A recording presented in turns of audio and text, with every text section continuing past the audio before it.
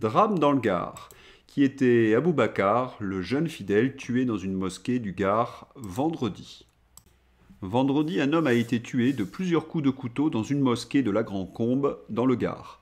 Aboubacar, jeune malien d'une vingtaine d'années, venait bénévolement faire le ménage au sein du lieu de culte avant la grande prière du vendredi. Assassiner quelqu'un est déjà une monstruosité, mais assassiner quelqu'un dans un lieu de culte, à la monstruosité, vous ajoutez la barbarie, dans son sens chimiquement pur, un acte sacrilège et de décivilisation.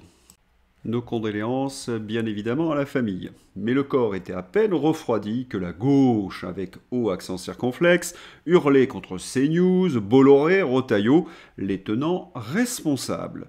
Vraiment une récupération odieuse, teintée d'une inversion accusatoire. Meurtre d'un musulman dans une mosquée, la gauche appelle un rassemblement contre l'islamophobie. La gauche s'y prompte d'habitude au pas d'amalgame, ne pas instrumentaliser, ne pas récupérer, se renierait-elle?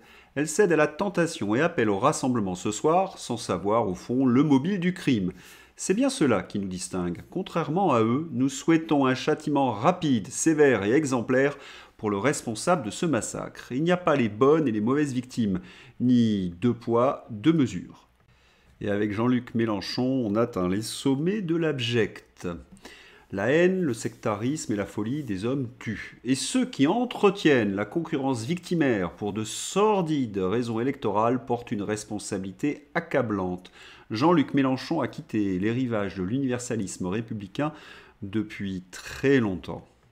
Mais ce qui est saisissant, c'est que cette gauche accuse CNews. Vous avez donc des hommes politiques qui accusent des journalistes de faire un peu leur boulot. Ils accusent Rotaillot? Là, je suis un petit peu d'accord, parce que Rotaillot ne fait rien, il brasse de l'air. Non, on a bien compris, c'est de la récupération politique de la France insoumise. Tous les musulmans ont peur, monsieur Mélenchon. Il y a une ligne rouge qui a été franchie. Jean-Luc Mélenchon a été ému aux larmes par le témoignage d'une musulmane inquiète pour l'avenir. Mais oui, madame, tout le monde a peur en France, qu'on soit français de souche ou de la diversité. Mais qui sont les responsables, si ce n'est cette gauche qui a gangréné, par exemple, la justice? Ils saccagent une école à mes yeux, puis ils y mettent le feu. 4 mois de prison avec sursis. La magistrature, main dans la main, avec les racailles. Ou celle-ci, victime de squatteurs, un retraité obligé de payer une facture d'eau de 17 000 euros. Cette gauche, associée à l'UMPS, a laissé les directives européistes nous coloniser et a laissé les Français désarmés et désemparés face à la délinquance et la violence. Et c'est comme cela tous les jours. Mais ce qu'il y a de plus fou dans l'attitude de Mélenchon, c'est qu'il stigmatise les Français d'un crime dont ils sont innocents, et la gauche, elle, n'est pas tout à fait innocente dans cette histoire. Voyons voir. D'après nos informations, le jeune homme, un certain Olivier H., l'assassin, est un ressortissant français issu d'une famille de 11 enfants originaires de Bosnie et chrétienne. Âgé d'une vingtaine d'années, il touche le revenu de solidarité active et passe une bonne partie de son temps à jouer à des jeux vidéo, nous précisons de sources proches de l'enquête. Il vit avec sa famille dans les logements sociaux de la Grand-Combe.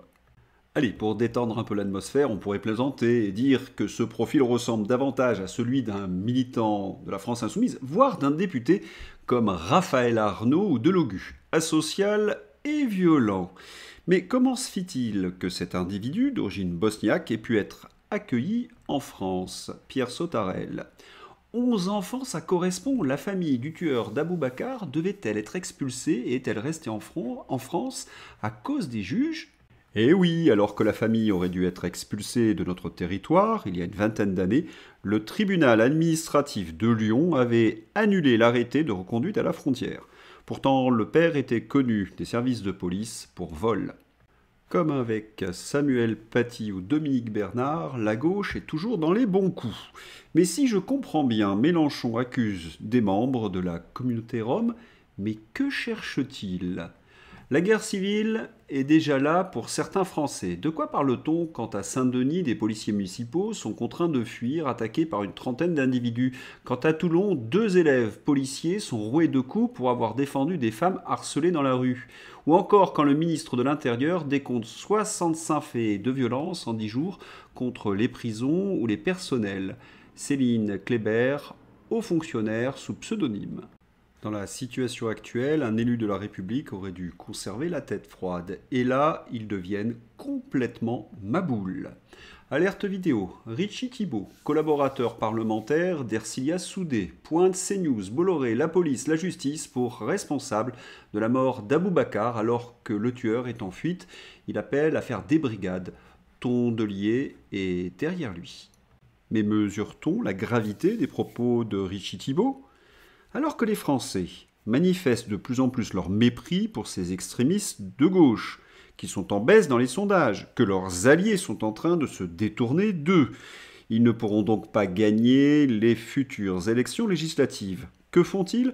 Ils appellent à l'insurrection et à la création de milices. Ils ne gagnent pas dans les urnes, ils essaient de passer par la violence.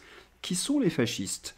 Illustration par ailleurs à la manifestation contre l'islamophobie.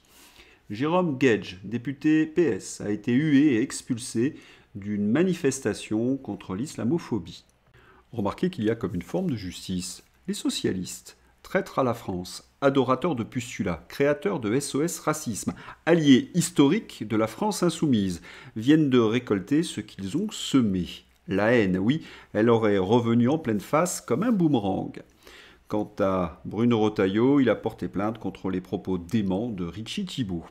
Sur BFM, il était face à Benjamin Duhamel. Bruno Retailleau, il y a quelques minutes, un rassemblement a commencé, place de la République, contre l'islamophobie, à l'appel de personnalités de gauche, notamment Jean-Luc Mélenchon. Est-ce que vous irez en sortant de cette émission ? Vous voulez rire ? Vous parlez sérieusement ? Vous voulez rire ? Vous parlez sérieusement ? Benjamin Duhamel n'a honte de rien. Il demande à Bruno Retailleau pourquoi il n'est pas allé à une manifestation où on appelait à la guerre civile, insultait la police, traitait Jérôme Guedj de sioniste. Le rassemblement de la honte cautionné par BFM TV. On vit vraiment une époque formidable. Benjamin Duhamel et la France insoumise arrivent à faire briller le terne Bruno Retailleau. Mais il y a quelque chose de bien plus grave dans l'attitude de tous ces excités de l'ultra-gauche. Sont-ils le cheval de Troie de l'islamisme ? Reprenons. 1063 actes antichrétiens, 541 actes antisémites, 100 actes anti-musulmans. Il y a donc une volonté de la part de la gauche d'invisibiliser la souffrance de nos compatriotes. Et au profit de qui d'ailleurs ? Le fanatisme dans les universités est contraire à notre culture. Noëlle Lenoir, présidente du comité de soutien à Boualem Sansal. L'avocate se bat pour que l'État français affirme son autorité vis-à-vis de l'Algérie, mais également à l'intérieur de nos frontières. Il y aurait donc des forces rampantes, fanatiques dans nos universités, avec la complicité de cette gauche ? Ça alors, qui l'eût cru ? Qui sont-ils ? Les frères musulmans, qui sont interdits un peu partout dans le monde pour leur entrisme. Et cette secte ne cache ni son projet, ni ses méthodes. Exactement. Et tout à fait expliqué, accessible. On peut, n'importe qui, avec un minimum de recherche, peut se procurer ces textes, ces méthodes, ces préconisations, ces façons d'agir. Donc là, vous avez... Nous apprenons donc que l'Autriche a interdit les signes, la propagande des frères musulmans, de même que la plupart des pays arabes, sauf le Qatar, qui est très proche. Le projet des frères musulmans, ses méthodes, ses préconisations est tout à fait expliqué, il est disponible. La France va-t-elle enfin réagir contre cette secte fanatique qui prône la charia sur notre sol ? Driss Ghali. C'est leur objectif, notamment dans les pays musulmans. Mais en Europe, leur objectif primordial, me semble-t-il, c'est d'abord de prendre le contrôle des diasporas musulmanes qui croissent très fortement par l'émigration de masse, mais aussi par leur démographie propre, et qui sont un véritable, entre guillemets, un jackpot financier. Driss Ghali intervient sur la question de la présence des frères musulmans en France. En Europe, leur objectif primordial est de prendre le contrôle des diasporas musulmanes qui croissent fortement par l'immigration et leur démographie. Et cette secte ne peut pas pénétrer notre pays ou ceux de nos voisins sans des complicités au plus haut niveau. Les frères musulmans ont pénétré les institutions de l'Union européenne qui financent désormais tous les groupes fréristes anti-islamophobie. L'argent qui devait servir à lutter contre le fanatisme est détourné pour lutter contre ceux qui analyse ce fanatisme. Dans ces conditions, vous comprenez mieux les propos de la mère Luche, l'ex-laïcard et ex-trotskiste? Il me semble que c'est très clair.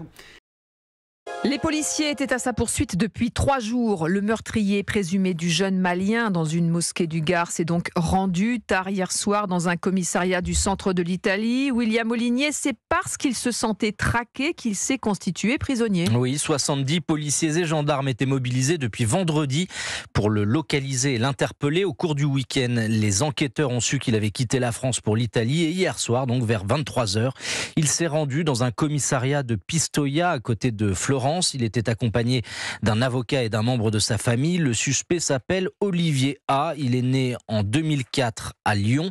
Il est de nationalité française, d'origine bosnienne. Selon le procureur d'Alès, la piste de l'acte anti-musulman est toujours privilégiée.